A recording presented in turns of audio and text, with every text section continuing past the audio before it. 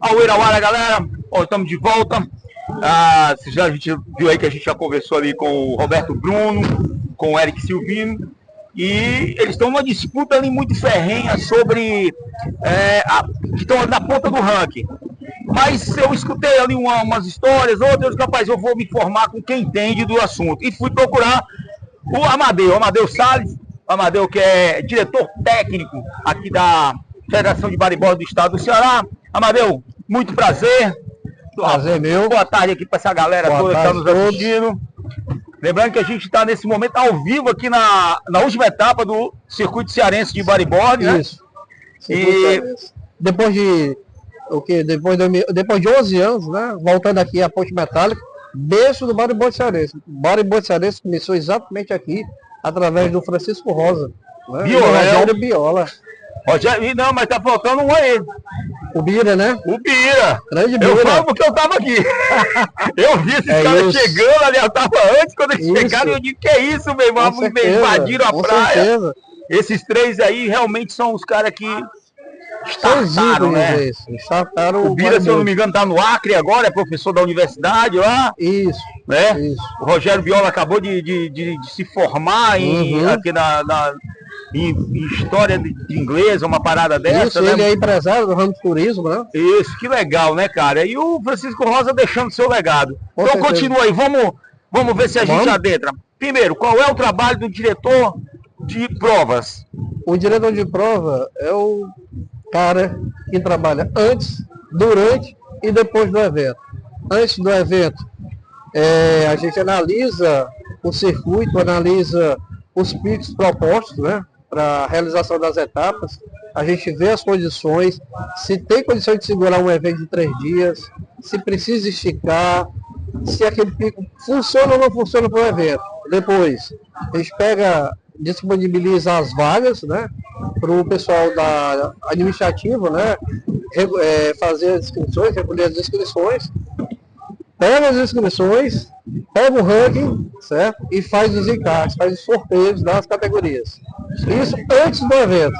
Aí no evento, no evento, é mais a parte de auditoria, para ver se tudo aquilo que a gente programou está sendo cumprido, resolver alguma coisa que sempre tem de emergência, né? Atender, por exemplo, um pedido do patrocinador, a gente tem que mudar uma bateria de posição, coisa desse tipo, certo? E resolver aquela parte a parte técnica de água, uma interferência, uma situação estranha. Essa é a segunda parte, né? Que é a parte, digamos assim, mais ativa, que a gente trabalha junto com os head judges, né? Quando tem uma situação de interferência, quando tem uma situação de prioridade mais, digamos assim, mais difícil, a gente senta para conversar, né? E depois do evento, né, a gente tem que fazer um relatório contando o que aconteceu, tanto para a parte administrativa como também para os patrocinadores, né? E se for o caso, né, para organizar o ranking final. Né? Certo. Então vamos agora passar. Eu fiz esse, como diz aqui, arrudeio todo para chegar justamente nessa situação. Como é que está o ranking? Vamos começar. Vamos trabalhar hoje aqui com a categoria de base ali, a categoria mais básica que vocês têm. Eu soube que esse campeonato está com 240 inscritos. 243. 243 inscritos. Quer dizer, é uma porrada, brother. É um campeonato grande. E são quantas categorias? 15. São 15 categorias, né? Então, se são 15, é o caso. Pô, mas muita categoria, cara, mas você tem que fazer a base, você tem que trazer os novos atletas, você tem que manter os atletas de ponta trabalhando e você também tem que dar longevidade.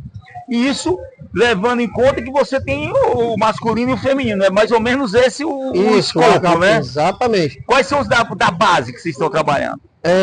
Muita gente pensa que esse evento começou ontem. Não, esse evento começou, na verdade, 15 dias atrás, no feriado, dia 20, certo? Uma seletiva aqui no Pico, certo? Do pessoal da estreante masculino, o pessoal da escolinha masculino e da estreante feminino.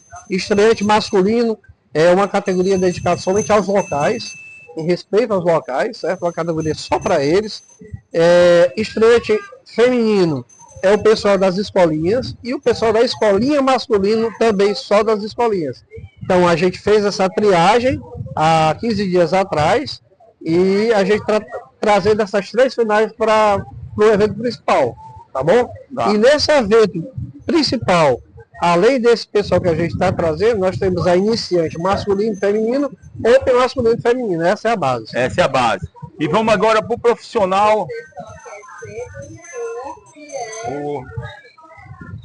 E no profissional. Nós já temos os campeões iniciante masculino e feminino. Já tem os campeões masculinos. De qual categoria? Open masculino. Open masculino e Open feminino. Já foi definido mesmo sem... E uma coisa boa, todos dois de projeto social. Sim. Todos dois de projeto social.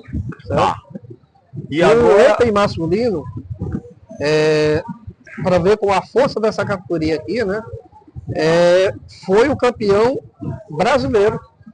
Quer dizer, ele ganhou o título brasileiro e veio ontem e ganhou o título cearense. Ou seja, é a base, né, cara? Isso. A gente tá vendo que tanto o surf de bodyboard como o surf de prancha, ele tem crescido muito, né? A gente tem visto aí grandes destaques, né? Esse ano, na parte do surf, o feminino foi que estourou.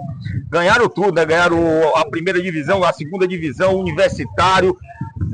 Foi um arraso. E no bodyboard também tivemos grandes resultados esse ano, né? Isso. Eu peço permissão aqui para falar sobre a iniciante masculino, porque eu tenho aí 22 anos de palanque, mas eu também me emocionei bastante, porque foi uma história de superação.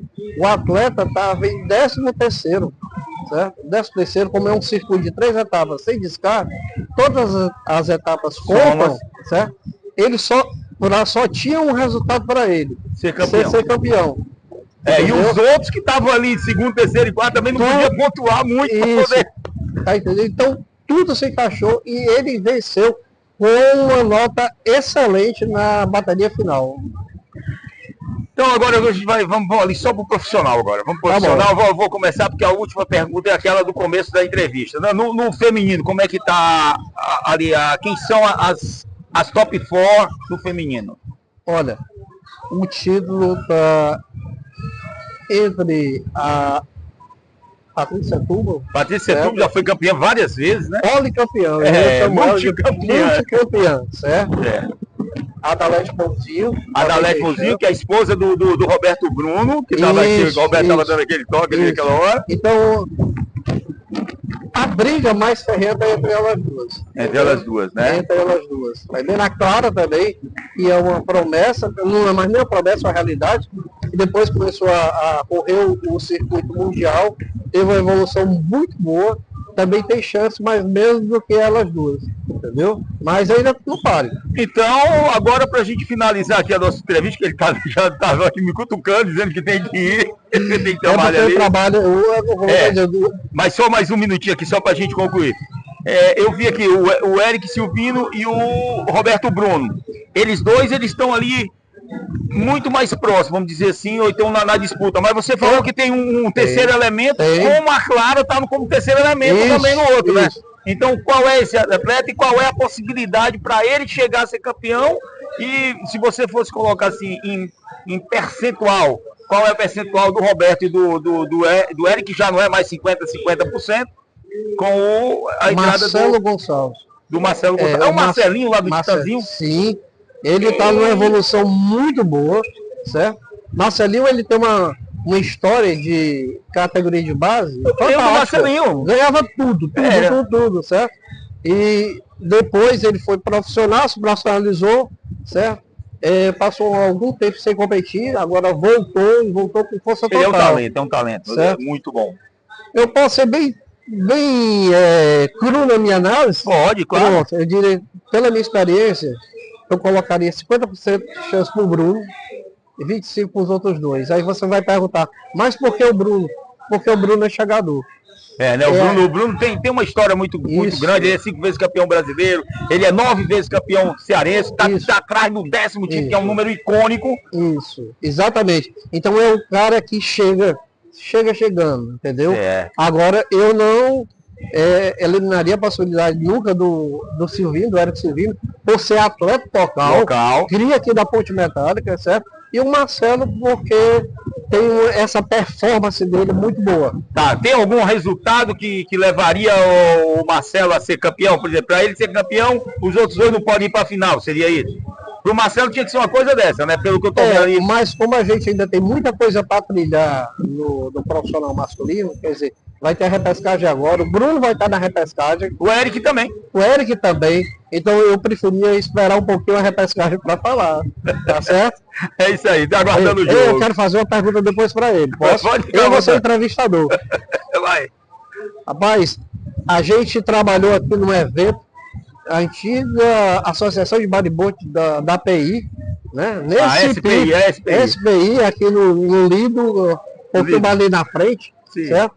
Numa etapa que a gente estava lançando, certo? É uma etapa mista, a bodyboard e surf, você estava capitaneando o surf, eu não deixo esquecer, a Silvana, lá do Paracuru. Sim, Silvana. Meninazinha, magrinha, estava começando. Eu pergunto para você qual é a emoção, certo? Você que foi um dos grandes incentivadores e vendo ela agora ser a pessoa que ela é. Cara, é aquela história de... A gente vai fazendo, sabe? E vemos muitos talentos que às vezes são desperdiçados. E quando a gente foi buscar a Silvana, era uma época que ela estava sem patrocínio, estava sem apoio. Eu sou muito amigo da Penha, que é a mãe dela. Eu patrocinava os irmãos dela, tanto o Gilvan como o Marquinho. E aí eu disse, cara, ninguém pode deixar essa menina aí, cara, tem que levar, né? Então ela vinha, ficava lá em casa, ou ficava na casa de uma tia dela, que era na Barra do Ceará, a gente levava para os campeonatos e deu certo ali, ela começou a evoluir, né? Depois foi pro Rio e foi pro mundo, e tá aí, cara, é isso aí, eu fico feliz a gente poder ajudar ali, e quando a gente vê, fica orgulhoso, sabe? Mas não vejo nada mais do que assim... A nossa obrigação é essa. A gente tem que fazer a coisa acontecer sem querer saber o porquê de reconhecimento ou não reconhecimento. Às vezes acontece isso e você falar, me encontro com ela, às vezes lá no sul, tá tudo bem, parabéns. E fico feliz. E você lembrar para mim também é legal. Parabéns, cara, parabéns. Valeu. É isso aí, é o Irauara, galera.